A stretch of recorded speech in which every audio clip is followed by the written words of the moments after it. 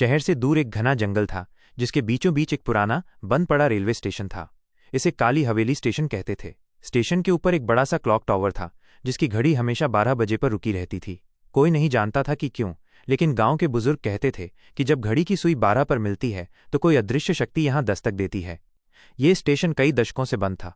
आखिरी बार यहां से गुजरने वाली ट्रेन का नाम था रात की रानी। लोगों का मानना था कि ये ट्रेन कभी अपनी मंजिल तक नहीं पहुंची। वो ट्रेन बीच रास्ते में ही गायब हो गई थी और उसमें बैठे यात्री कभी वापस नहीं लौटे। गांव वालों की कहानियों में आधी रात को उस स्टेशन से ट्रेन के हॉर्न की एक धीमी डरावनी आवाज आती थी। हवा में एक अजीब सी गंध फैल जाती थी, जैसे गीली मिट्टी और लोहे का मिश्रण हो। और फिर ट्रैक पर एक धीमी रोशनी दिखाई देती थी, जो धीरे धीरे स्टेशन की ओर बढ़ती थी। ये रात की रानी थी, लेकिन इसमें कोई इंजन नहीं था। ये अपने आप चलती थी। उसकी खिड़कियों से अंदर झांकने पर यात्रियों की परछाइयां दिखती थीं। वे सब उदास थे, उनकी आंखें खाली थीं और वे बाहर की ओर देख रहे थे, मानो किसी का इंतजार कर रहे हों। एक रात गांव के कुछ युवा दोस्तों ने हिम्मत जुटाई और स्टेशन जाने का फैसला किया। वे इस कहानी को सिर्फ एक अफवाह मानते थे। रात के 11:30 बजे वे स्टेशन पहुंचे।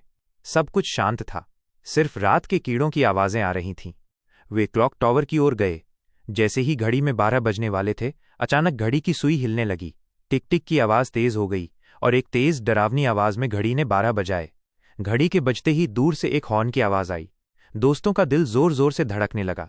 वे अपनी आंखों पर विश्वास नहीं कर पा रहे थे। ट्रैक पर एक धीमी रोशनी दिखाई दी, जो उनकी ओर बढ़ रही थी। ट्रेन स्टेशन पर रुकी। दरवाजे अपने आप खुल गए। अंदर का सन्नाटा बाहर के सन्नाटे से भी ज्यादा डरावना था। उनमें से एक ने हिम्मत करके ट्रेन के अंदर झांका। उसे कुछ नहीं दिखा, सिवाय अपनी परछाई के, जो कांच में बहुत दुखी और उदास लग रही थी। तभी उसके पीछे से किसी ने उसका नाम पुकारा। उसने मुड़कर देखा तो ट्रेन के बाकी दरवाजे भी खुल रहे थे और हर दरवाजे से कोई उसे अंदर बुला रहा था। उनकी आवाजें इतनी धीमी थीं कि सिर्फ हवा में फुसफुसाहट लग रही थीं, पर उनके कान साफ सुन पा रहे थे कि वे सब उन्हें बुला रहे थे। दोस्तों को समझ आ गया था कि ये यात्री बाहर से किसी का इंतजार नहीं कर रहे थे, बल्कि अंदर से किसी को बुला रहे थे।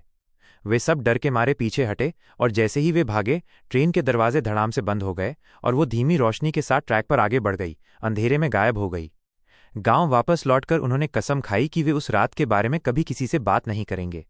लेकिन आज भी आधी रात को जब कोई उस रास्ते से गुजरता है तो उसे ट्रेन के हॉर्न की आवाज सुनाई देती है। और लोग कहते हैं कि जो भी उस स्टेशन पर जाकर उस ट्रेन में बैठता है, वो कभी वापस नहीं आता। क्या आप भी कभी रात की रानी में सफर करना चाहेंगे?